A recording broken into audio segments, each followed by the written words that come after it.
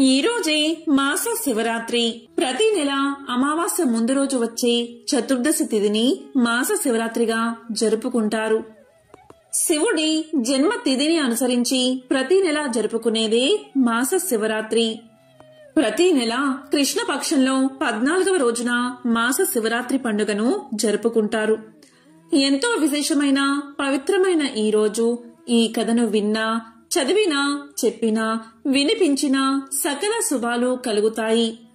ఆ మహాశివయ్య యొక్క ఆశీస్సులు తప్పకుండా మీకు కలుగుతాయి. మరి ఆ కథ ఏంటో ఇప్పుడు ఈ వీడియోలో తెలుసుకుందాం. ఒకసారి పరమేశ్వరుడు కైలాస పర్వతం మీద కూర్చుని ఉండగా పార్వతీదేవి శివుడి వద్దకు వెళ్తూ వెళ్తూ తన దృష్టిని భూలోకంపై సారించింది. తాను అలా భూమిపైకి చూసేసరికి కొంతమంది వివాహిత స్త్రీలు ఒకరితో ఒకరు ఇలా మాట్లాడుకుంటున్నారు. అవి ఏంటి అంటే, స్త్రీలు ఏ రోజు గాజులను ధరిస్తే భర్త ఆయుష్ తగ్గిపోతుంది, స్త్రీకి తెలియకుండా ఏ అంగాన్ని తాకితే వారికి అదృష్టం వరిస్తుంది, ఇలా వారు చర్చించుకుంటూ ఉన్నారు. ఇక పార్వతీదేవి వారి మాటలు విని పరమేశ్వరుని చేరుకుని ఇలా పలుకుతుంది. ప్రభు, నేను భూలోకంలో అలా చూసేసరికి కొందరు స్త్రీలు ఇలా చర్చించుకుంటున్నారు. వారి చర్చ విని నా మనసు కలత చెందింది. కాబట్టి దయచేసి నా మనసులో ఉన్న ఈ 2 ప్రశ్నలకు కూడా మీరే సమాధానం చెప్పండి, నన్ను సంతృప్తి పరచండి అని కోరుకుంది. అలా పలకగానే పరమేశ్వరుడు పార్వతీదేవిని ఆ ప్రశ్నలు చెప్పమని అడిగాడు. అప్పుడు పార్వతీదేవి ఇలా చెబుతుంది. నా మొదటి ప్రశ్న ఏంటి అంటే, స్త్రీ యొక్క ఏ ప్రదేశాన్ని తాకడం వల్ల రాత్రికి రాత్రే ఆ వ్యక్తి తన రాతను మార్చుకోవచ్చు. అలాగే రెండవ ప్రశ్న ఏంటి అంటే, ఏ రోజున స్త్రీలు గాజులు ధరిస్తే భర్త ఆయుష్ తగ్గుతుంది అని అడగ్గా పరమేశ్వరుడు ఇలా చెప్పడం ప్రారంభించాడు. పార్వతి, చూడు, నీవు అడిగిన 2 ప్రశ్నలకి కూడా నేను ఒక చిన్న కథ ద్వారా సమాధానం తెలియచేస్తాను. కాబట్టి శ్రద్ధగా విను అంటూ ఇలా చెప్పడం ప్రారంభించాడు. ఒక నగరంలో ఒక ధనవంతుడు నివసిస్తూ ఉండేవాడు. అతను చాలా ధనవంతుడు. తన దగ్గర ఇల్లు, వాహనాలు, ధనం, ధాన్యం దేనికి కూడా ఎటువంటి కొదవాలేదు. ఆ ధనవంతుడికి 3 కొడుకులు ఉన్నారు. కొడుకులు 3కి వివాహం జరిగింది. కోడళ్లు 3 కూడా అత్త మామలను తమ కన్న తల్లిదండ్రుల్లాగా చూసుకునేవారు. భర్తలను ఎంతో ప్రేమతో అన్యోన్యంగా చూసుకునేవారు. వారికి సేవలు చేస్తూ ఉండేవారు. అందువల్ల ఆ ఇల్లంతా కూడా చాలా సంతోషకరమైన వాతావరణంలో ఉండేది. కాని ఆ ధనవంతుడు పెద్ద కుమారుడు మాత్రం దుష్ట స్వభావం కలిగినవాడు. అతను ఎప్పుడూ కూడా తల్లిదండ్రులతో గొడవ పడుతూనే ఉండేవాడు. అందువల్ల ఆ ధనవంతుడు తన ఆస్తిని తన పెద్ద కొడుక్కి మాత్రం ఇవ్వలేదు. మిగిలిన 2కి 3 కోడళ్లకు తన ఆస్తిని సమానంగా పంచిపెట్టాడు. కాని ఆ ధనవంతుడు మాత్రం ఎప్పుడూ కూడా తనకు కూతురు లేదు అని బాధపడుతూ ఉండేవాడు. ఆ ధనవంతుడు ఎప్పుడు గుడికి వెళ్ళినా కూడా, నాకు కూతురు ఉంటే బాగుండు, నాకు అన్నీ ఇచ్చావు, కానీ కూతుర్ని మాత్రం ప్రసాదించలేదు అని దేవుడికి మొరపెట్టుకునేవాడు. నాకే గనుక ఒక కూతురు ఉంటే నా మనసులో ఉన్నదంతా నా కూతురుతో చెప్పుకునేవాడిని, ఆమెను ప్రేమగా చూసుకునేవాడిని అని ఎప్పుడూ కూడా భగవంతుడి దగ్గర చెప్పుకుని బాధపడేవాడు. ఒకసారి అతడు రాధాదేవి గుడి దర్శనానికి వెళ్ళాడు. ఆ ఇంటికి సమీపంలో ఉన్న రాధాదేవి గుడి దర్శనానికి ప్రతిరోజు కూడా వెళ్తూ ఉండేవాడు ధనవంతుడు. ఒకసారి అలా వెళ్ళినప్పుడు ఒక సాధువు అక్కడికి వచ్చాడు. అప్పుడు ఆ సాధువు ధనవంతుడిని చూసి ఇలా పలుకుతాడు. చూడు నాయనా, నీ ముఖంలో ఎందుకు విచారం కనిపిస్తుంది అని అడుగుతాడు. అప్పుడు ధనవంతుడు ఇలా సమాధానం చెప్తాడు. స్వామి, నాకు జీవితంలో దేనికి ఎటువంటి లోటు లేదు, కానీ నాకు కూతురు లేదు, అందుకే నా విచారం అని చెప్పగా సాధువు ఇలా పలికాడు. నీవు జీవితంలో ఏదైతే లేదు అనుకుంటున్నావో ఆ స్థానంలో నీవు భగవంతుణ్ణి ఊహించుకో. ఆ స్థానంలో భగవంతుణ్ణి ఉంచి చూడు. అప్పుడు నీ జీవితం ఎంత సుఖమయం అవుతుందో, నీ మనసు ఎంత తేలిక అవుతుందో నీవే చూడు అని చెప్పాడు. అప్పుడు ఆ ధనవంతుడు ఇలా పలుకుతాడు. స్వామి, మరి దానికోసం నేనేం చెయ్యాలి అని అడుగుతాడు. అప్పుడు ఆ సాధువు ఇలా పలుకుతాడు. నీవు నీ కూతురు స్థానంలో ఆ రాధాదేవిని అంగీకరించు. అని పలకగా ధనవంతుడికి సాధువు చెప్పిన మాటలు నచ్చుతాయి. అప్పుడు ఆ ధనవంతుడు ఆ రోజు నుంచి రాధాదేవిని తన కూతురిగా చేసుకున్నాడు. రాధాదేవి యొక్క చిత్రపటాన్ని తన గదిలోనే పెట్టుకున్నాడు. ఆ రోజు నుంచి ఆ ధనవంతుడి జీవితం పూర్తిగా మారిపోయింది. నిద్ర లేచినప్పటి నుంచి కూడా అతను రాధను తన కుమార్తెగా భావించి ఆమెతో మాట్లాడడం ప్రారంభించాడు. అంతేకాదు ఆ ధనవంతుడు తన కుమార్తెగా భావించి ప్రతి విషయాన్ని కూడా రాధాదేవికి చెప్పుకునేవాడు. అతను ప్రతిరోజు దుకాణానికి వెళ్లే ముందు రాధకు ప్రసాదాన్ని అందించి సాయంత్రం తిరిగి రాగానే రాధకు పాదాభివందనాలు చేసి ఆమెతో మాట్లాడి ప్రసాదాన్ని అందించిన తర్వాతే తాను భోంచేసి నిద్రపోయేవాడు. ఇలా అతను ఉన్నప్పటి నుంచి ఆ ధనవంతుడు ఎంతో ఉల్లాసంగా ఆనందంగా ఉంటూ ఉండేవాడు. ఎవరైనా అతన్ని నీకెంతమంది పిల్లలు అని అడిగితే నాకు 3 కొడుకులు 3 కోడళ్ళు 1 కూతురు అని చెప్పుకునేవాడు. ఒకరోజు ఆ ధనవంతుడి ఇంటికి గాజులు వేయడానికి గాజులు వేసే ఆమె వచ్చింది. కాని ఆ రోజు మంచి రోజు కాదు. అది అశుభం అని భావించిన రాధాదేవి తన మాయతో గాజులను నల్లగా మార్చేసింది. నల్లగా మార్చేసరికి ఆ గాజులు ధనవంతుడి యొక్క కోడళ్లకు నచ్చలేదు. దానివల్ల వారు గాజులు వేయించుకోలేదు. దాంతో గాజులు వేసే ఆమె తిరిగి వెళ్లిపోయింది. 2 రోజుల తర్వాత అదే గాజులు అందంగా కనిపించాయి. అలా గాజులు వేసే ఆమె 2 రోజుల తర్వాత గాజులను మళ్లీ తీసుకువచ్చింది.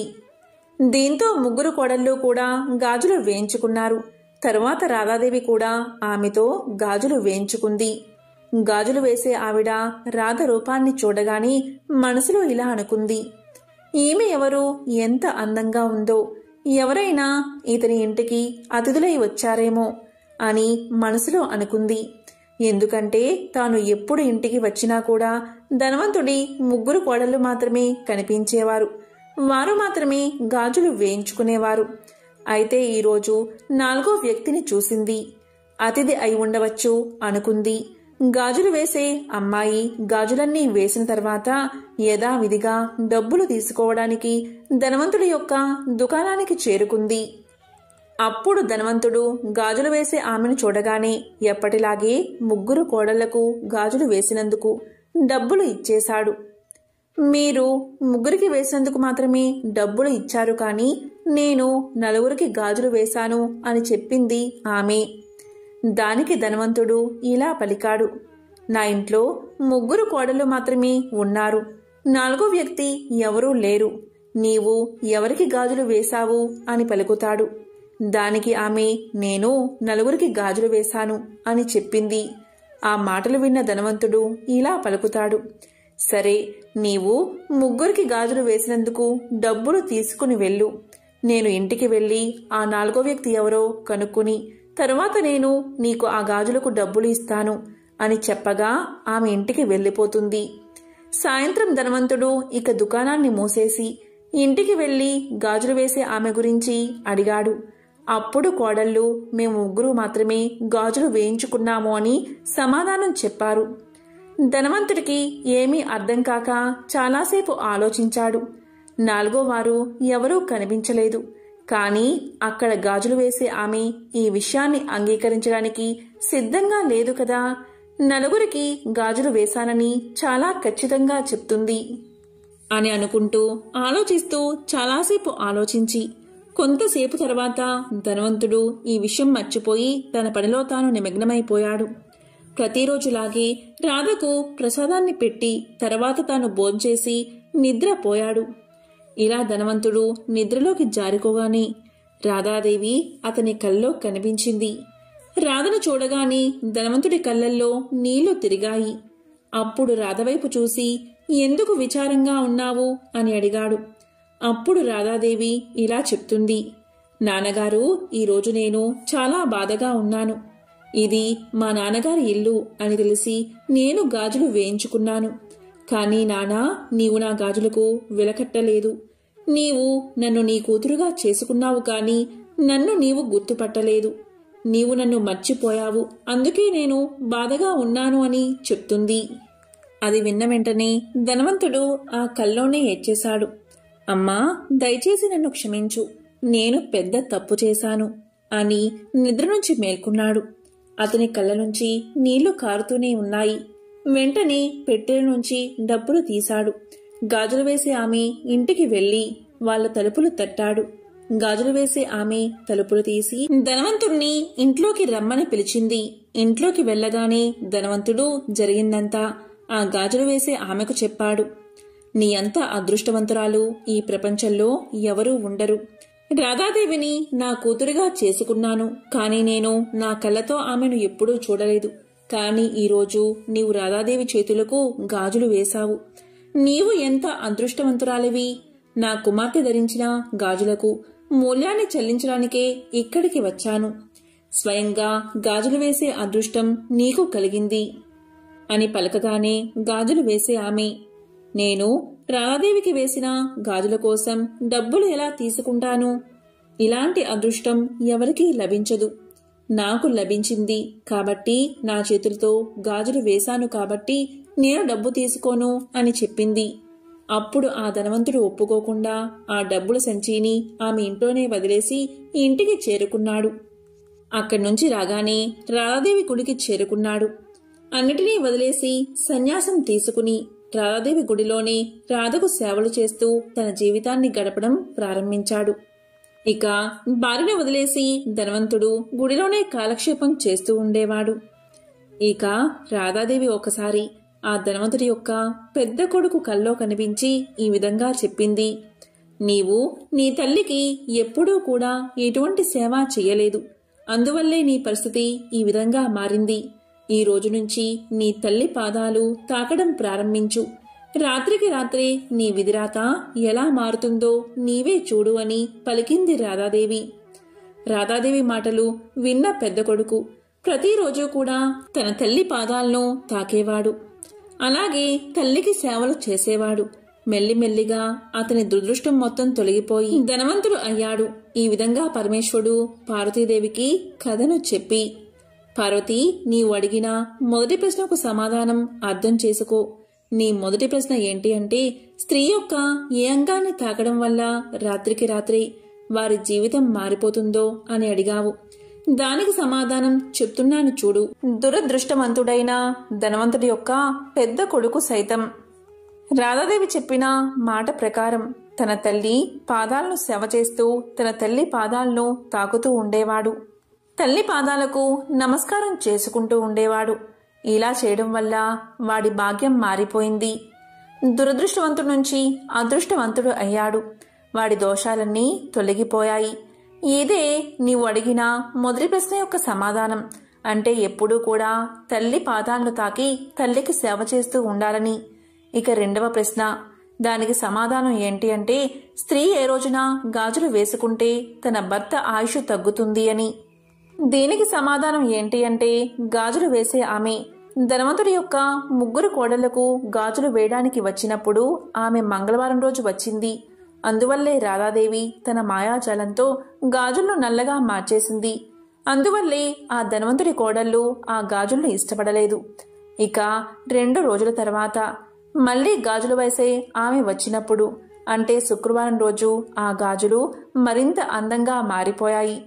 ఆ ధనవంతుడి యొక్క ముగ్గురు కోడళ్ళు అలాగే రాధాదేవి నలుగురు కలిపి కూడా గాజులు వేయించుకున్నారు. వివాహమైన ప్రతి స్త్రీ కూడా గాజులు ధరించే ముందు కొన్ని విషయాల్లో ప్రత్యేక శ్రద్ధ వహించాలి. అది ఏంటి అంటే, వివాహమైన ప్రతి స్త్రీ కూడా గాజులను తప్పకుండా ధరించాలి.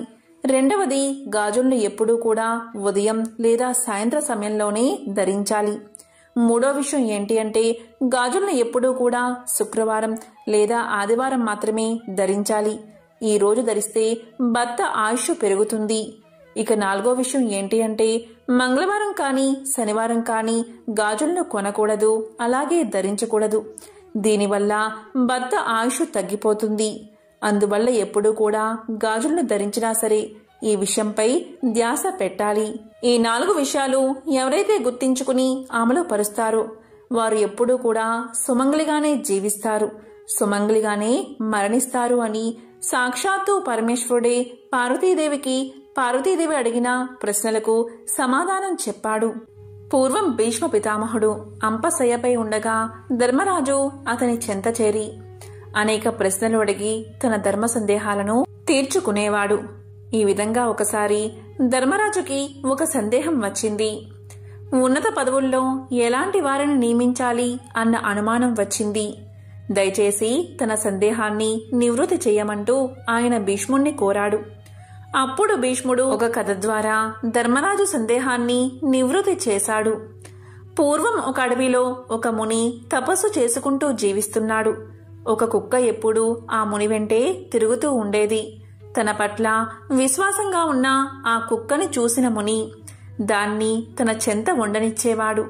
వీరి అనుబంధం ఇలా కొనసాగుతూ ఉండగా ఒకరోజు ఆ కుక్క ఒక పులి కంటపడింది. అంతే ఆ పులి తన పంజా విసురుతూ కుక్కని బలిగొనబోయింది. వెంటనే ఆ కుక్క పరుగు పరుగున పోయి మునీశ్వరుడి వెనుక నక్కింది. తన్ని నమ్ముకున్న కుక్క ఆ పులి కంటే బలహీనంగా ఉండడం వల్లే కదా దానికి ఆపద కలిగింది అనుకున్నాడు మునీశ్వరుడు. దాంతో ఆ కుక్కను పులిగా మార్చేశాడు.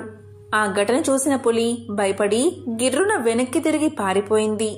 కాని పులిగా మారిన కుక్క జీవితం అక్కడ్నుంచి సురక్షితంగా ఉందని చెప్పుకోవడానికి లేదు. ఎందుకంటే మరొకసారి దాని మీదకి ఒక ఏనుగు దూసుకొచ్చింది. యథాప్రకారం పులి రూపంలో ఉన్న కుక్కను ఏనుగులా మార్చేశాడు ఆ మునివర్యుడు.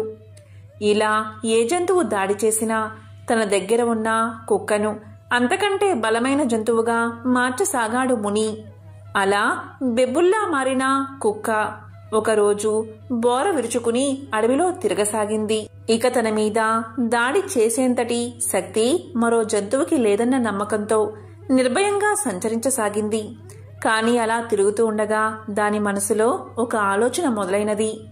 మునివర్యులు నా మీద జాలి చూపారు కాబట్టి నన్ను అన్నిటికంటే శక్తివంతమైన జంతువుగా మార్చారు. అంతవరకు బాగానే ఉంది. కాని రేపు మరో జంతువు ఏదన్నా మునీంద్రుణ్ణి శరణు వేడితే నా పరిస్థితి ఏమిటి? అప్పుడు నాకంటే బలమైన జంతువు ముందు తల వంచాల్సిందే కదా అనుకుంది అది. అసలు ఆ మునీశ్వరుణ్ణి చంపి పారేస్తే అతను మరో జంతువు మీద జాలి చూపే అవకాశం ఉండదు అని పన్నాగం పన్నింది. కుక్క తన మనసులో ఇలాంటి దుర్మార్గపు యోచనలు చేస్తూ ఏమీ ఎరగనట్టు ముని ముందరకు వచ్చి కూర్చుంది. కాని కుక్కను బెబ్బులుగా మార్చినవాడు దాని మనసులో ఏముందో గ్రహించలేడా? మునీశ్వరుడు ఎప్పుడైతే కుక్క మనసులోని దురాలోచనను పసిగట్టాడు, వెంటనే తిరిగి దానిని కుక్కగా మార్చేశాడు. అది పూర్వంలాగే కుక్క బతుకును గడపసాగింది. కాబట్టి ధర్మనందన, దుర్మార్గులకు ఉన్నత పదవులను ఇస్తే వారి బుద్ధి చివరికి ఇలాగే పరిణమిస్తుంది. అందుకే యోగ్యతని అనుసరించి పదవులను అందించాలి. అలాంటి యోగ్యులు తన అనుచరులుగా ఉన్న రాజు ఏ కార్యాన్నైనా సాధించగలడు అంటూ ముగించాడు భీష్మ పితామహుడు. పూర్వం సూత మహర్షి భరద్వాజుడికి ఇలా చెప్పడం ప్రారంభించాడు.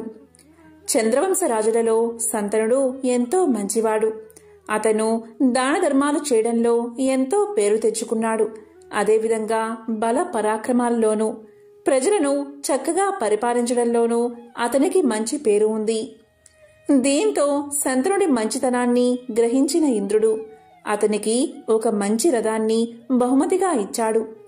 దానికి శంతనుడు ఎంతగానో సంతోషించి ఒక మంచి రోజు చూసుకుని ఆ రథాన్ని నడపాలని నిర్ణయించుకుని దాన్ని భద్రంగా రథశాలలో ఉంచాడు. శంతనుడు లక్ష్మీ నరసింహస్వామి యొక్క మహిమ విని భక్తి శ్రద్ధలతో నిత్యము స్వామివారిని ఆరాధిస్తూ ఉండేవాడు. ఒకనాటి ఉదయం ముహూర్తం బాగుందని తెలుసుకుని ఇంద్రుడు ఇచ్చిన దివ్య రథాన్ని ఎక్కాలని కుతూహలంతో త్వరగా స్వామివారికి పూజ చేసి బయటకు వచ్చాడు శంతనుడు. వెంటనే రథశాలకు వెళ్లి రథాన్ని బయటకు తీయించాడు. ఆ రథం చుట్టూ 3 ప్రదక్షిణలు చేసి రథాన్ని ఎక్కాడు. కాని ఆ రథం ఒక్క అడుగు కూడా కదల్లేదు. ఎందుకు కదల్లేదు అని దిగాలుగా కిందకు దిగాడు శంతనుడు. రథం తయారు చేసేవారిని పిలిపించి ఇందులో ఏమైనా లోపముంటే చూడండి అన్నాడు. వారు ఆ రథాన్ని మొత్తం పరిశీలించి ఏ లోపమూ లేదు ప్రభు అని చెప్పారు. దానికి శంతనుడు, అయితే మీరు నడపండి చూద్దామన్నాడు. రథాన్ని తయారు చేసేవారు రథమెక్కి నడిపినా కూడా అది ఒక్క అంగుళం కూడా కదల్లేదు. దానికి కారణం మాత్రం వారికి అర్థం కాక చేతులు ఎత్తేశారు. దానితో శంతనుడి ఆనందం నీరు కారిపోయింది. విలవిల్లాడుతూ అంతఃపురానికి చేరుకున్నాడు. అక్కడ దిగాలుగా కూర్చుని ఇష్టదైవాన్ని పూజిస్తూ ఉండగా ఇంతలో నారదుల వారు వీచేశారు. నారదుడికి శంతనుడు సవినయంగా ఆతిథ్యమిచ్చి దివ్యరథం గురించి తెలియచేశాడు. అప్పుడు నారదుడు తన ధ్యానం ద్వారా దివ్య దృష్టితో జరిగింది తెలుసుకుని ఇలా చెప్పాడు. మహారాజా, దానికి కారణం మరొకటి కాదు. రథ నిర్మాణంలో ఏ లోపమూ లేదు. నువ్వు స్వామివారికి నిన్న చేసిన పూజా పుష్పాలను బయటకు వేశావు. నువ్వు బయటకు వెళ్లేటప్పుడు వాటిని దాటి వెళ్లావు. నిర్మాల్యాన్ని అంటే పూజించిన పుష్పాలను ఎవరి కాళ్లకు తగలని విధంగా ఒక మూలన వెయ్యాలి. వాటిని దాటడం వల్ల వచ్చిన దోషమే నీ రథం యొక్క గమనాన్ని ఆపింది. అంతేకాని మరొకటేదీ లేదు. నీకు రథమిచ్చిన ఇంద్రుడికి కొడుకు కూడా ఇలాంటి ఆటంకమే కలిగింది. దాని గురించి చెప్తా విను అని ఇలా చెప్పడం ప్రారంభించాడు నారదుడు. అంతర్వేది అనే పట్టణంలో రవి అని ఒక మాలకారుడు ఉండేవాడు. పువ్వుల దండలను రమ్యంగా అల్లి మొదట అల్లిన 3 దండలు ముచ్చటగా లక్ష్మీ నరసింహస్వామికి సమర్పించేవాడు. ఆ పూలమాలలు అల్లడంలో అతని భార్య కూడా నిపుణురాలు. ఇద్దరూ కూడా ఎంతో శ్రద్ధగా పూలమాలలు కట్టేవారు. స్వామివారికి సమర్పించగా మిగిలినవి పురోహితుడికి, దేవపూజలు చేసేవారికి మరికొన్నిటిని బయట అమ్మి అమ్మగా వచ్చిన ధనాన్ని కుటుంబ పోషణకు వాడుకునేవారు. మరి రోజు పువ్వుల దండలు అల్లాలంటే చాలా పువ్వులు అవసరమవుతాయి కదా. అందుకే తన సొంత నేలలో అన్ని రకాల పువ్వుల చెట్లు వేసి చుట్టూ ఎత్తుగా కంచె వేశాడు.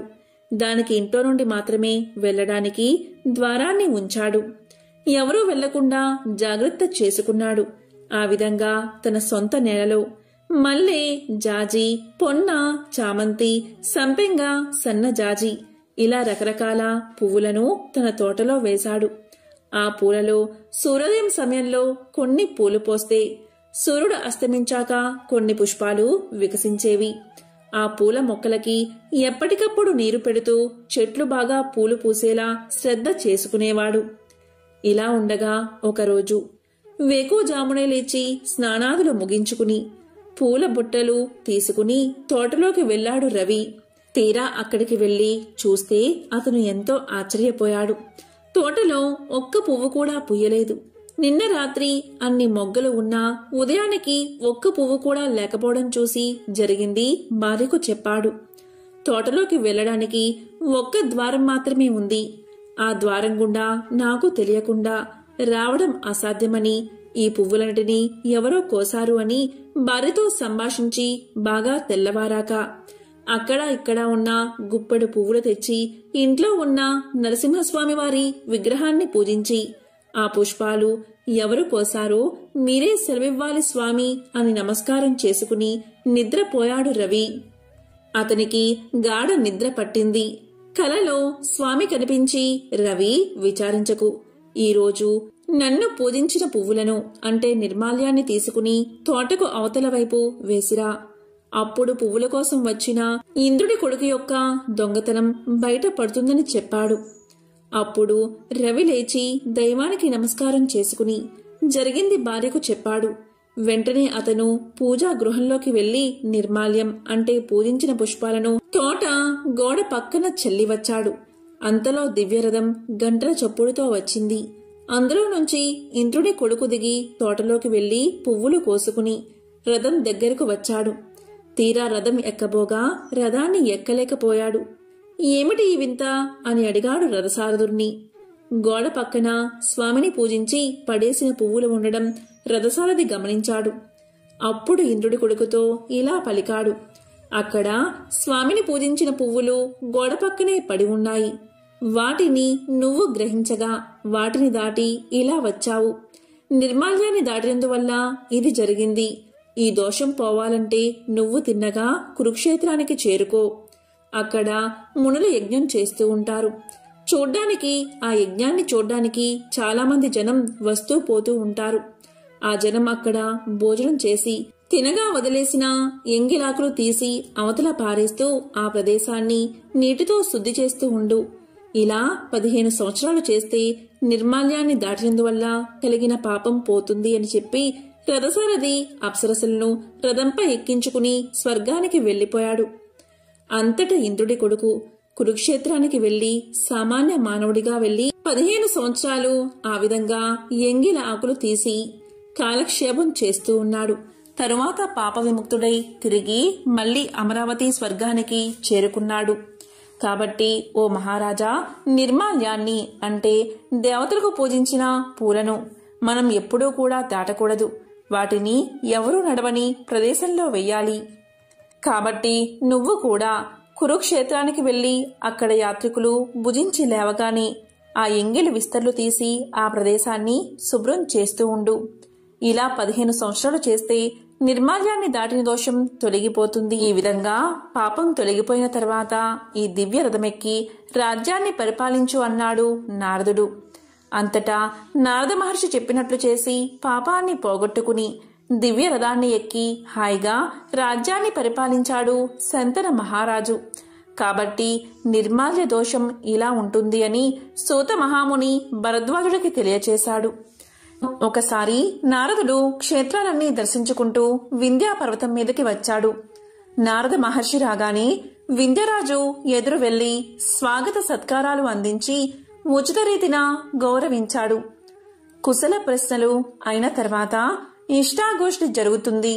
ఆ సమయంలో వింధ్యారాజు నారద మహర్షితో ఇలా అన్నాడు. నారద మహర్షి, మీరు త్రిలోక సంచారులు. మీకు తెలియని విషయం ఏదీ లేదు. నా దగ్గర సమస్త సంపదలు, సకల ధాతువులు, బంగారము మొదలైన లోహాలు చాలానే ఉన్నాయి.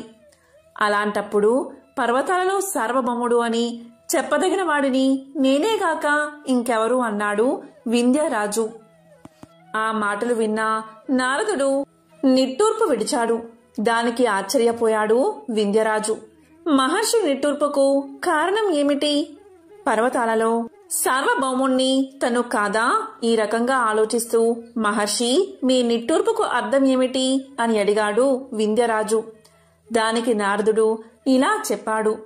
వింధ్యరాజా, నువ్వు చెప్పిందంతా నిజమే. నీ దగ్గర సర్వ సంపదలు, సమస్త ధాతువులు, బంగారము మొదలుగా గల లోహాలు ఉన్నమాట నిజమే.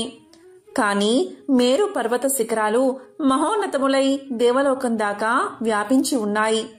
అందుకని ఇంద్రాది దేవతలందరూ అక్కడ విహరిస్తూ ఉంటారు.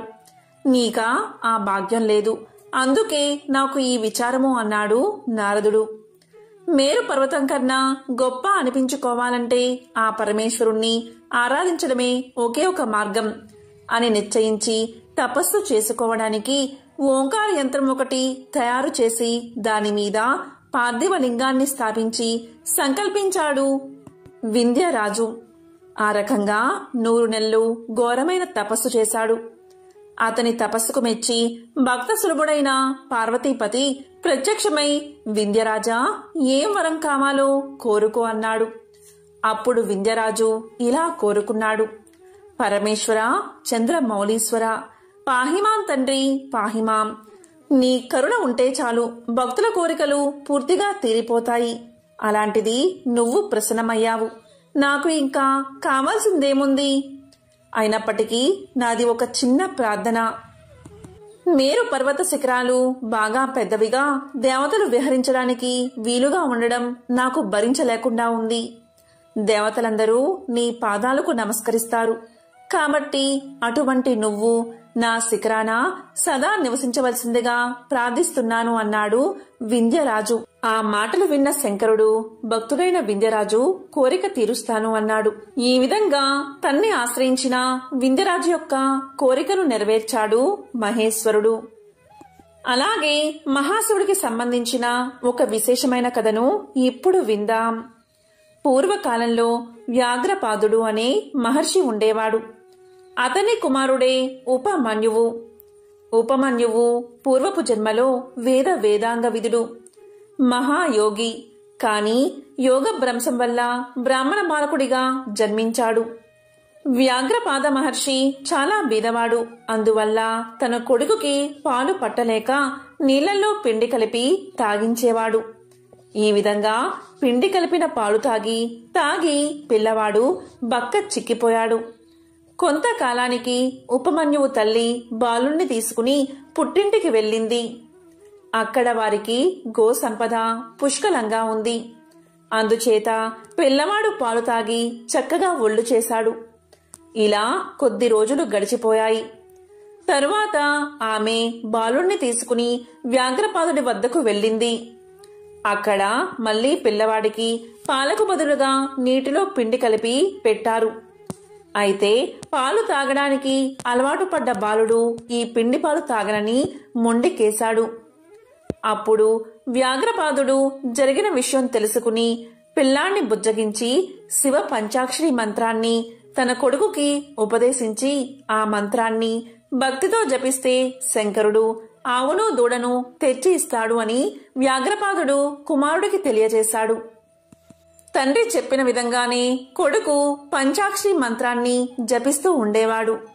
ఒకనాడు శివుడు ఆ బాలుణ్ణి పరీక్షించాలి అని తలచి జంగమ్మ వేషాన్ని ధరించి ఆ బాలుడి వద్దకు వచ్చాడు. అప్పుడు ఇలా పలికాడు: శివుడు తిండి తినడానికి కూడా గతి లేనివాడు. బిచ్చమెత్తుకుని తింటాడు. కట్టడానికి బట్టలు లేక పులి చర్మాన్ని ధరిస్తాడు. ఉండడానికి ఇల్లు లేక శ్మశానంలోనే ఉంటాడు. ఆభరణాలు లేవు, పాములే ఆభరణాలు అంటూ పాట పాడసాగాడు జంగమ్మ దేవర వేషంలో ఉన్న శివుడు. అది విన్న బాలుడికి వెర్రి కోపం వచ్చింది. వెంటనే పక్కనున్న కర్రను తీసుకుని జంగమ్మ దేవరను కొట్టబోయాడు బాలుడు. అప్పుడు శంకరుడు ఆ బాలుడి భక్తికి ముగ్ధుడై గౌరీదేవికి బాలుడిని చూపించి, ఇతడు మన ప్రియ భక్తుడు, మన కుమారుడి వంటివాడు అన్నాడు. వెంటనే పార్వతీదేవి ఆ బాలుణ్ణి ఎత్తుకుంది. ఆమె అరచేతి నుంచి పాలు దారగా కారి కాలువలై ప్రవహించాయి. అదే పాల కొలనుగా మారింది.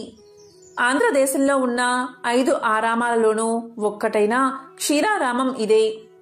అప్పుడు శంకరుడు ఉపమన్యువుని చూసి, బాలక, నీకేం కావాలి అని అడిగాడు. దానికి ఆ బాలుడు, దేవదేవా, నన్ను కన్న తండ్రి వలె కరుణించు, అంతే చాలు అన్నాడు. అప్పుడు శివుడు అతనికి జరా మరణాలు లేకుండా కల్పాంతం వరకు వర్ధిల్లు అని దీవించాడు. పూర్వం శివ ధ్యాన తత్పరుడైన ఒక మహాశివభక్తుడు ఉండేవాడు.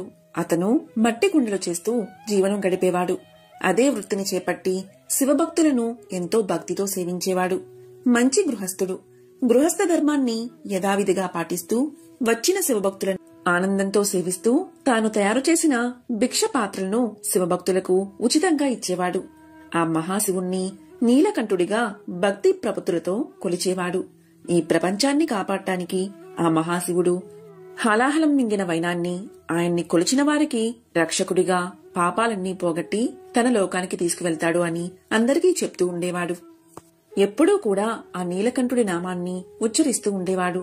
కాబట్టి అందరూ అతన్ని నీలకంఠ నాయనర్ అని పిలిచేవారు. ఇన్ని మంచి గుణాలు ఉన్నా అతను ఒకరోజు కామానికి వసుడై ఒక వేశ్య దగ్గరకు వెళ్లాడు. ఇంటికి రాగానే అతని భార్య ఈ విషయాన్ని పసిగట్టింది. ఎంతో బాధపడింది. విషయం గ్రహించినా బయటపడకుండా భర్తకు సేవ చేస్తూనే ఉంది. కాని దాంపత్య భావాన్ని మనసుల నుంచి బయటకు తీసేసింది. భర్తను ముట్టుకోనివ్వడం లేదు. భర్తకు ఆమె ప్రవర్తన అర్థం కాలేదు.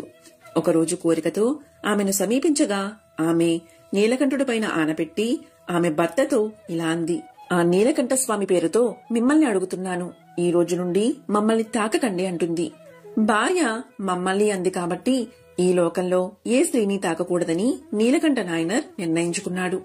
పరమశివునిపై ఆయనకు అంత అనన్యమైన ప్రేమ. ఈ విధంగా ఒకరినొకరు తాకకుండా జీవించడం మొదలుపెట్టారు.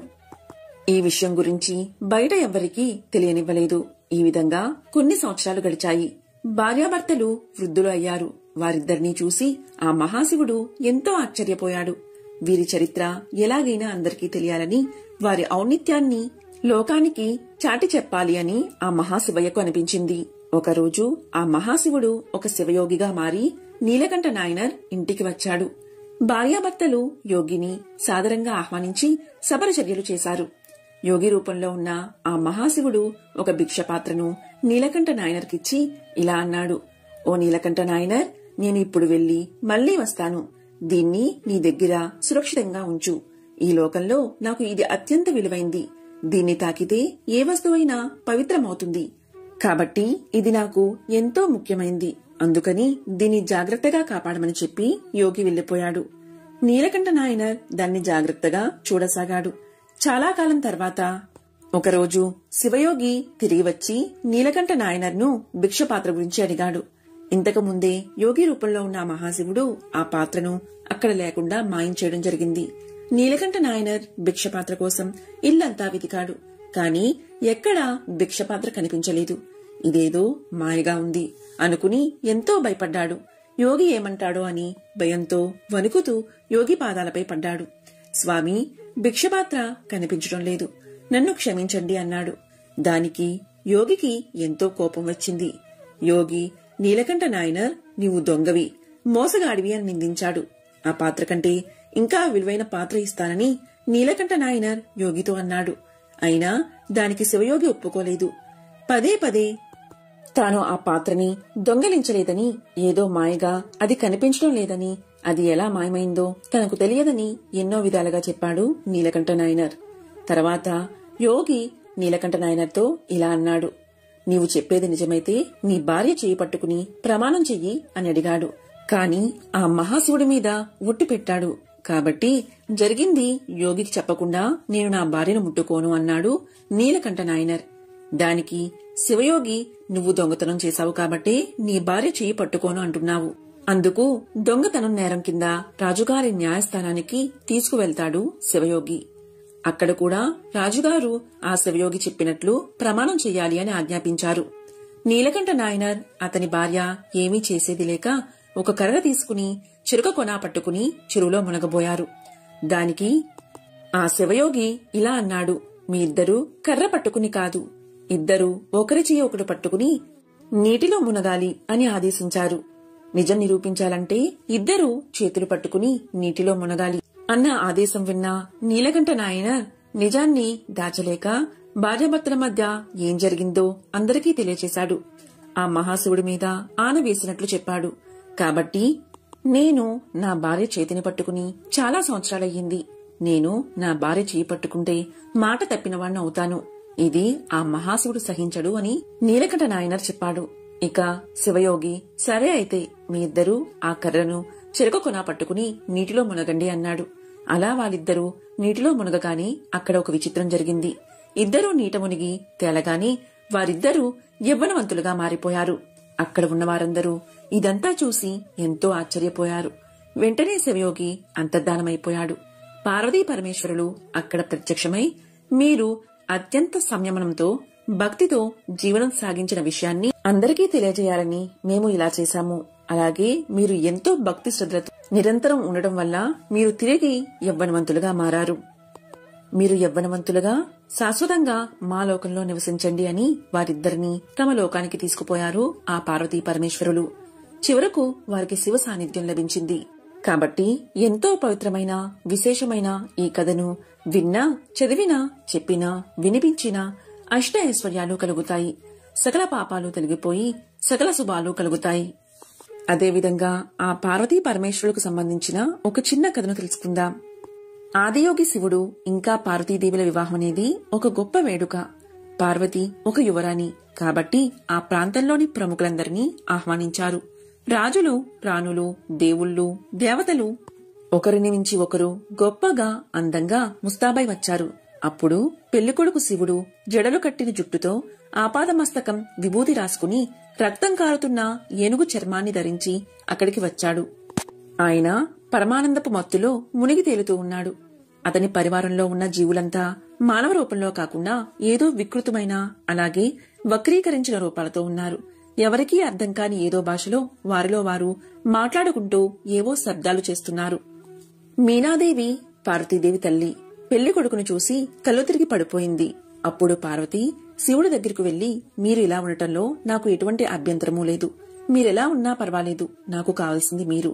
కాని మా అమ్మ కోసం కొంచెం ప్రశాంతమైన రూపాన్ని ధరించండి అని వేడుకుంది. ఆయన సరే అని ఒక అందమైన రూపాన్ని ధరించి చక్కగా అలంకరించుకుని వచ్చాడు. అది చూసి అప్పుడు ఆయన్ని సుందరమూర్తి అన్నారు. అంటే వారు ఆయన లాంటి అందమైన వ్యక్తిని ఎక్కడా చూడలేదన్నమాట. శివుడు పెళ్లి పీటల మీద కూర్చున్నాడు. భారతదేశంలో ముఖ్యంగా ఇటువంటి వివాహాల్లో పెళ్లి కొడుకు పెళ్లి కూతుర్ల పుట్టు పూర్వోత్తరాలను ఎంతో గొప్పగా చెప్తారు. వారి వంశం ఎక్కడి వారు, ఎలాంటి రక్తం నుండి వచ్చారు అంటూ వాళ్ల వంశవృక్షం గురించి చెప్తారు. పెళ్లి కూతురి విషయానికి వస్తే ఆమె తండ్రి హిమవంతుడు, హిమాలయ పర్వత ప్రాంతాలంటికి రాజు. వధువు యొక్క వంశం గురించి చాలా అద్భుతమైన విషయాలు చెప్పారు. మరి ఇప్పుడు పెళ్లికొడుకు సంగతేంటి అని అడిగారు. శివుడు మౌనంగా అలా కూర్చుని ఉండిపోయాడు. ఆయన ఏమీ చెప్పలేదు. పోనీ అతని పరివారంలో వారి భాషను అర్థం చేసుకోగలిగిన వారు కూడా ఎవరూ లేరు. వారేవో అర్థం కాని శబ్దాలు చేస్తున్నారు. పెళ్లి కూతురి తండ్రికి ఇదొక అవమానంగా అనిపించింది. పుట్టు పూర్వోత్తరాలు లేని వ్యక్తి నా కూతుర్ని ఎలా పెళ్లి చేసుకుంటాడు? ఆయన ఎక్కడివాడో ఎవరికీ తెలీదు. ఆయన తల్లిదండ్రులెవరో తెలీదు. ఏ వంశమో తెలీదు. ఈ వ్యక్తికి నా కూతుర్నిచ్చి ఎలా పెళ్లి చేయను అంటూ కోపంతో లేచాడు. పెళ్లికి అతిథిగా వచ్చిన నారదముని తన ఏకతారా పట్టుకుని ముందుకు వచ్చాడు. దానితో టంగ్ టంగ్ అని శబ్దం చేస్తున్నాడు. రాజుకు మరింత కోపం వచ్చింది. ఇప్పుడు ఏకతార ఎందుకు వాయిస్తున్నారు అని అడిగాడు. నారదుడు ఇలా అన్నాడు. ఇదే అతని మూలం. అతనికి తల్లి లేదు, తండ్రి లేడు. అయితే మరి అతనికి మూలమేది అంటే టంగ్ ఆయన మూలనాదం, ప్రకంపన. నాదం నుంచి ఆయన ఆవిర్భవించాడు. ఆయనకి తల్లిదండ్రులు లేరు, తాత ముత్తాతలు, వంశవృక్షమే లేదు. ఆయన స్వయంభువు, స్వయంగా సృష్టించుకున్నవాడు. పూర్వోత్తరాలు అంటూ ఏమీ లేని ఒక అస్తిత్వమే ఆయన అని నారదుడు తెలియజేశాడు. తర్వాత శివపార్వతుల వివాహం సమస్త దేవతలు, రాజులు, రాణులు అందరి మధ్య వైభవంగా జరిగింది. ఎంతో విశిష్టమైన ఈ మాస శివరాత్రి రోజు శివనామ స్మరణ చేస్తే చాలు ఆ మహాశివయ్య యొక్క అనుగ్రహం మీకు కలుగుతుంది. ఈ రోజు మీకు వీలు కుదిరినప్పుడల్లా ఓం నమఃశివాయ, ఓం నమఃశివాయ అనే పంచాక్షి మంత్రాన్ని జపిస్తే సకల బాధలు తొలగి సకల శుభాలు కలుగుతాయి. మాస శివరాత్రి రోజున సూర్యోదయం కంటే ముందే నిద్ర లేచి తల స్నానం చేయాలి. మీ ఇంటి సమీపంలోని శివాలయానికి వెళ్లి పార్వతీ పరమేశ్వరులను పూజించాలి. ముందుగా శివలింగానికి జలాభిషేకం చేయాలి. అలాగే నెయ్యి, పాలు, పంచదార, పెరుగు తదితర వాటితో అభిషేకం చేయాలి. మాస శివరాత్రి రోజు రుద్రాభిషేకం చేయడం వల్ల పరమేశ్వరుడి అనుగ్రహం త్వరగా లభిస్తుందని పండితులు చెబుతారు. అలాగే మాస శివరాత్రి రోజు శివలింగానికి బిల్వ పత్రాలు సమర్పించాలి. శివపూజ చేసే సమయంలో శివ పురాణాన్ని కాని, శివస్తుతిని కాని, శివాష్టకాన్ని కాని, శివ చాలీసాని కాని, లేకపోతే శివ శ్లోకాల్ని కాని పఠించాలి. మాస శివరాత్రి రోజున ఉపవాసం ఉండేవారు ఆహారం తీసుకోకూడదని గుర్తు పెట్టుకోండి. కేవలం పళ్లను, పాలను తీసుకోవచ్చు. హిందూ మత విశ్వాసాల ప్రకారం చతుర్దశి తిథి నాడు పరమేశ్వరుడు శివలింగ రూపంలో దర్శనమిచ్చాడు. ప్రతి నెల వచ్చే ఈ మాస శివరాత్రి రోజు ఉపవాసం ఉంటే సకల శుభాలు కలుగుతాయని పురాణ వచనం. ఈ రోజున ఉపవాసం ఉండడం వల్ల లక్ష్మీదేవి, సరస్వతి, గాయత్రీదేవి, సీతాదేవి, పార్వతీదేవితో సహా అనేక మంది దేవతల యొక్క ఆశీస్సులు మీకు లభిస్తాయి. అంతేకాదు సుఖ శాంతులు కలుగుతాయి. అలాగే అనారోగ్య సమస్యల నుండి మీరు బయటపడతారు. మాస శివరాత్రి రోజు శివాలయంలో పూజలో పెట్టిన చెరుకు రసాన్ని భక్తులకు పెంచితే ఇబ్బందులు ఉంటే అవన్నీ తొలగిపోతాయట. ఈ మాస శివరాత్రి రోజు సోమవారం ప్రదోష వేళ శివుడికి మారేడు దళాలతో లేదా కనీసం గంగాజలంతో అభిషేకాది అర్చనలు చేయడం ఎంతో మంచిది. ఇవేవీ చేయడానికి అవకాశం లేనివారు, ఆరోగ్యవంతులు, అలాగే గృహంలో అశౌచ దోషం లేనివారు ఈ రోజు ఉపవాసం ఉండి 3 పూటల చల్లని నీటితో స్నానం చేయాలి.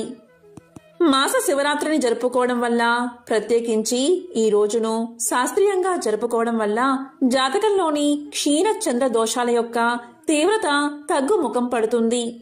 సంతానలేమి సమస్యల నుండి విముక్తి లభిస్తుంది.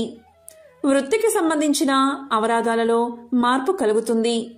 దీర్ఘకాలిక అనారోగ్య సమస్యల నుండి ఉపశమనం లభిస్తుంది. ముఖ్యంగా మొండిగా, పెంకిగా, బద్ధకంగా, మూర్ఖంగా ప్రవర్తించే పిల్లల చేత వారి తల్లిదండ్రులు ఈ రోజు కనుక పూజను చేయిస్తే ఖచ్చితంగా వాళ్ళల్లో మార్పు వస్తుందట. మానసిక సమస్యల నుండి విముక్తి లభిస్తుందట.